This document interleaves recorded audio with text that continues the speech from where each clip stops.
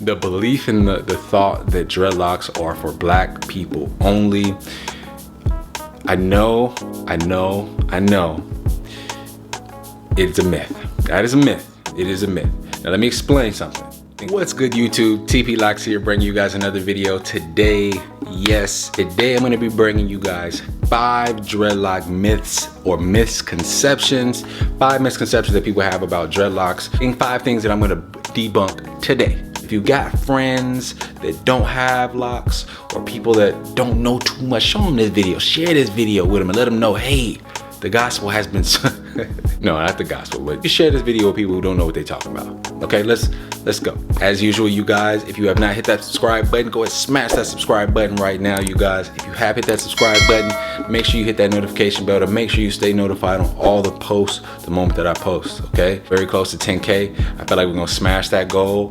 I feel like at the beginning of this year we were sitting at like 1K, now we're at 7K. Thank you for all the love and support. It just means the world to me.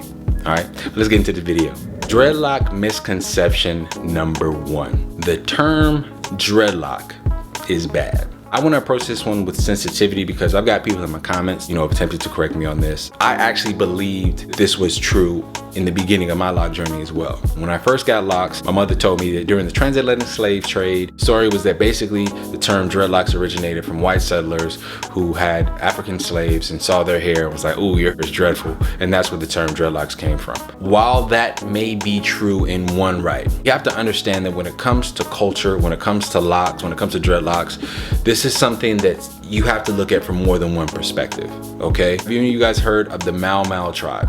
Right, the Mau Mau tribe in Kenya, or the Ethiopians who used to adorn locks, okay? Or the Nazareths who used to adorn locks. All of those individuals maintain locks and use the term dread as a term of endearment.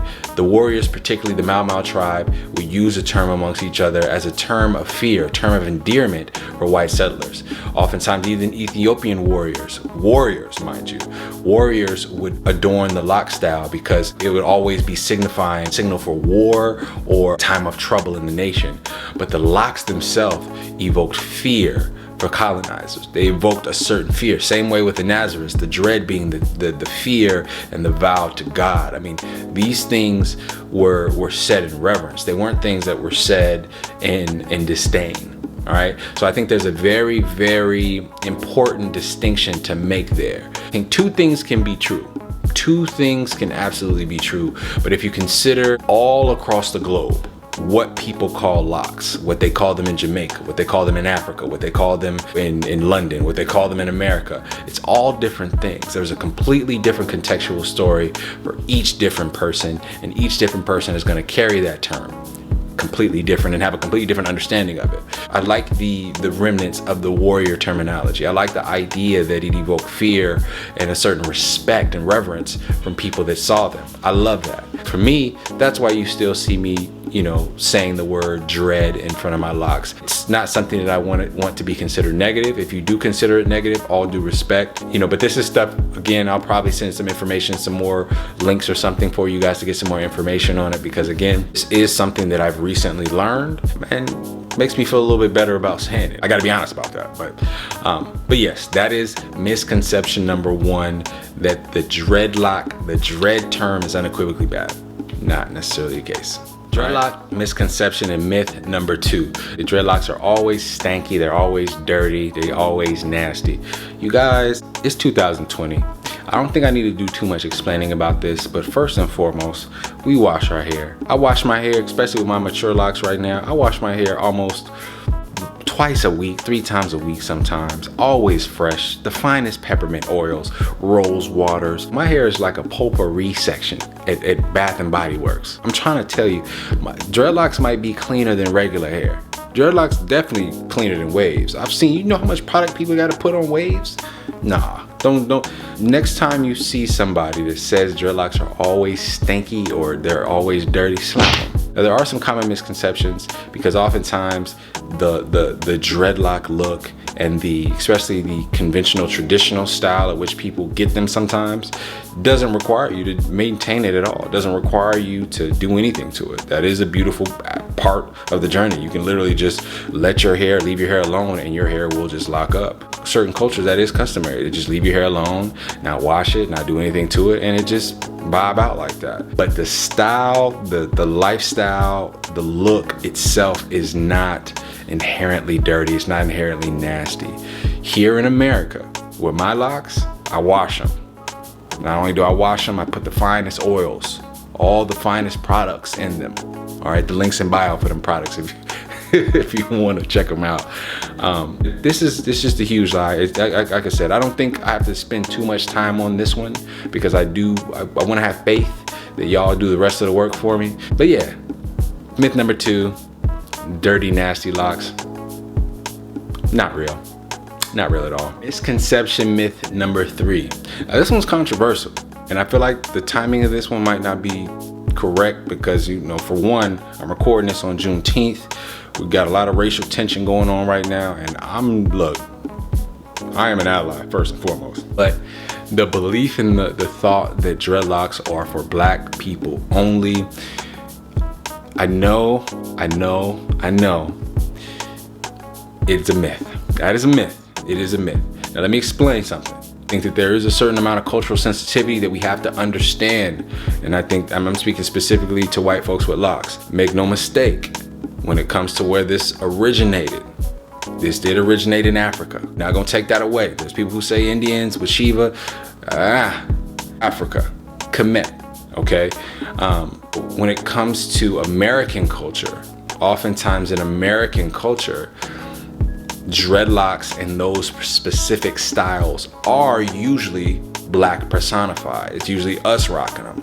So I can understand the sensitivity to seeing someone white in America rocking locks. That being said, when we're talking about dreadlocks, I mentioned this in other videos, almost every single culture known to man has rock locks. Vikings, Greeks, it's plastered all over history. Indians, might even be some Asian somewhere. I mean, I know Indians are Asian, but you know what I'm talking about. But the hairstyle and this culture is literally something that we all have in common in some ways. No, it's not necessarily true that white people can have locks. I just wanted to dispel that because, of course, I understand it. I'm a black man. I get it. When I'm walking around in America, I'll immediately, and I see somebody that's not black with locks, there is a certain like, what you doing over there with that? What does that mean to you? It's almost like if I was frat, you know what I'm saying? What year you cross, brother? What year you cross? Let me hear your information. You know what I'm saying? It's sort of like that thing. It's like a fraternity, and it's very sacred for us. But rest assured, you guys, this is a part of some white cultures as well. So, yeah, sucks to have to dispel that myth. But you know, with this channel, we want to promote love for all. You know what I'm saying? We're definitely pro-black first and foremost, so please don't get it twisted. But we're here to dispel myths. And myth number 3, that white people can't wear locks or locks are only for black people. That's a myth. All right. Myth number 4, again, the idea that locks are unprofessional, the idea that you can't get a job with dreadlocks. No, it's not true. It's not true at all. I'm an African-American man working in corporate America right now. Been promoted several different times over the past 2 years. I'm pretty much living proof that is not the case. Now, I will not lie to you and say that there aren't companies out there that are still very restrictive and old school traditional. I do have the advantage of being on a liberal West Coast where things are changing in a lot more rapid pace. While I can say that dreadlocks themselves are not going to be the obstacle for you everywhere, I can definitely admit that they are obstacles for you in some places. So, but the idea that they're unprofessional, the idea that people aren't going to be able to hire you as a result, that's only partly true.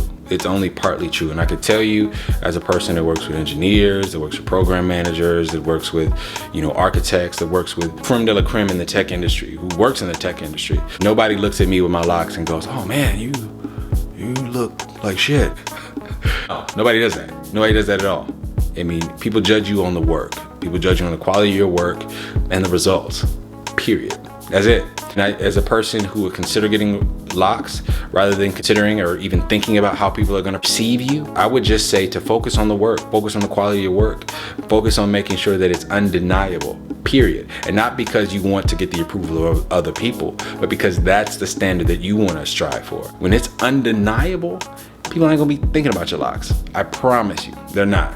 I go into the room and I know 9 times out of 10, I am going to outwork every single person in that room, period. Locks, fade, jerry curl, bald, anything. So, the idea that my hair in some way is gonna limit me, I don't accept it. I rebuke that in the name of Jesus. So I ask that you do the same, okay? That is myth number 4. Now, myth number 5.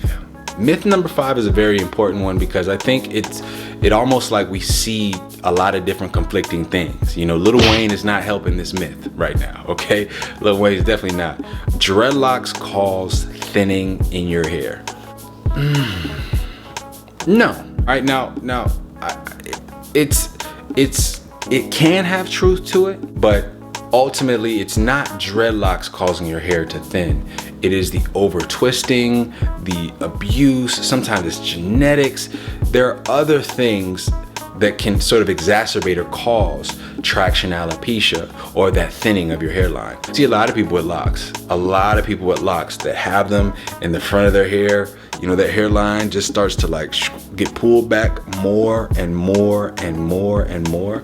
And again, you guys, without being able to individually know what's going on, genetics, their diet, how much they're twisting, their styles, you don't just put that on locks. I can tell you a lot of times people just over twist their hair. They over twist their hair, or sometimes it's genetics. Sometimes people were just gonna go bald to begin with.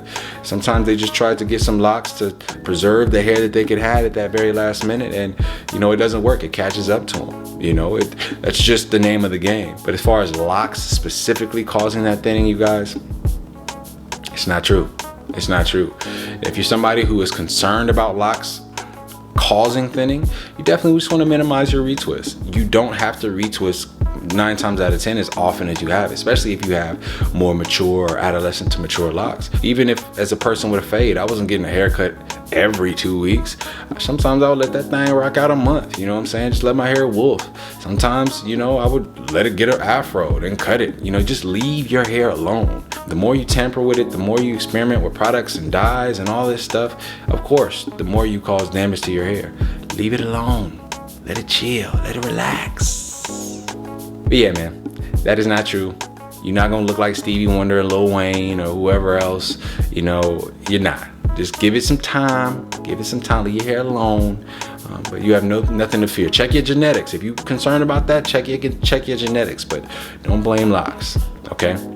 That's myth number 5. All right, you guys, that was 5 misconceptions. If you got some misconceptions to add to this list, go ahead and leave them in the comment section right now because I love to hear them. So if you got a friend that needed this video, go ahead, like, share, comment, share this video with them. Share this video with them and show them like, hey, look at this video right here.